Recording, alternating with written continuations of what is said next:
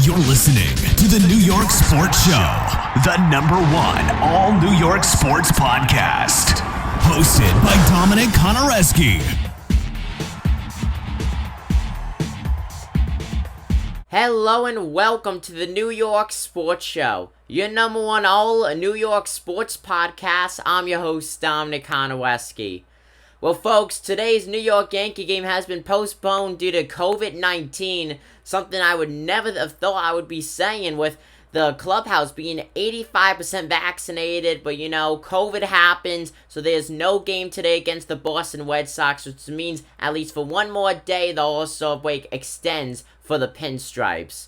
So with that said, let's talk about some Yankees baseball. Okay, right now, the Yankees are 3 games above 500, 46 and 43. They sit in the win-loss column, 4th place in the American League East. Almost a full 10 games out of 1st place. They gotta get on a big winning streak. Now, we've seen the 2002 Oakland Athletics have a somewhat similar season, doing bad, kind of like the bottom feeders of the league, to end up doing a truly amazing job and make the playoffs. But at the same time, that's 2002. We're in 2021 baseball, completely different players, completely different teams, and baseball has changed completely in even the last 5 years when you look at it. Now, I feel like the biggest thing for success for the New York Yankees is getting rid of Brian Cashman. Now, as a whole, as a GM, so ever since Brian Cashman took over to the most recent game before the 2021 All-Star break, the Yankees have gone 2,177 and 1,532 in the win-loss column, which is very respectable. A lot of 100-plus win seasons in there. Biggest one, 114 and 48 record. That was the 4th season he took over as a GM. Now, Brian Cashman does have some World Series wins with the Yankees under his belt.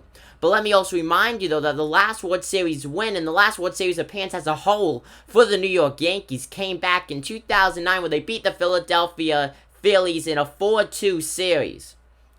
So ever since the New York Yankees have been to the World Series when they got the last ring, they have gone 1,008 and 761 in the win-loss column. That gives them a winning percentage just above 500 when you look at it, which is not really respectable. For the Yankees, I would expect a winning percentage at least at or above the 600 win percentage rate.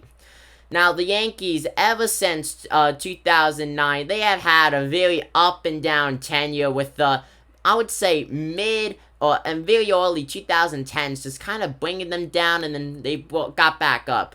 So, let me go through their win-loss record ever since 2010, or the most recent game in 2021. Starting off in 2010, they went 103 and 59, 95 and 67, 97 and 65, 85 and 77, 84 and 78, 87 and 75, 84 and 78 again, 91 and 71, 162, 103 and 59, 33 and 27 in the 60-game COVID-shortened season, and most recently, up-to-date one, 46 and 43 in the win-loss column. Like I said, 108, 761 overall in the win-loss column ever since their last World Series win/appearance. So, does Brian Cashman have to go out as a GM? Yes, he does. Brian Cashman's time as a general manager is up in baseball, period. Okay, this guy is kicking his feet back on the desk, watching the Yankees just destroy themselves out on the field. You're going for Joey Gallo, the Texas Rangers, that has a .213 career batting average. I don't care that he's a lefty. I don't care that he plays good defense. Right now, the Yankees have a solid defense. They need guys who could hit. They need offensive players, and Joey Gallo is not an offensive player. Joey Gallo is the most hit-or-miss, inconsistent player I've ever seen in my life.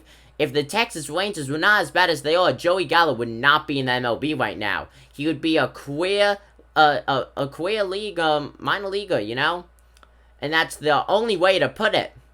And I say that with the most respect for Joey Gallo. He cannot play in the majors at all. Yes, he was just in the home run derby, but you know what? This guy can't perform. He either hits a home run, or he pops it up, or he grounds it out. It's not good. The Yankees already have guys that could hit a home run or get out every other at-bat. Okay, that's not going to win you games. You need solid contact hitters that could just get a nice single or a nice double. Okay, Yankees don't need a million guys that either hit a home run or strike out looking. They don't. So, comment down below what you guys think. Hopefully the Yankees end up playing tomorrow. I'm your host, Dominic Conorescu, the New York Sports Show, and I'm signing out. Peace.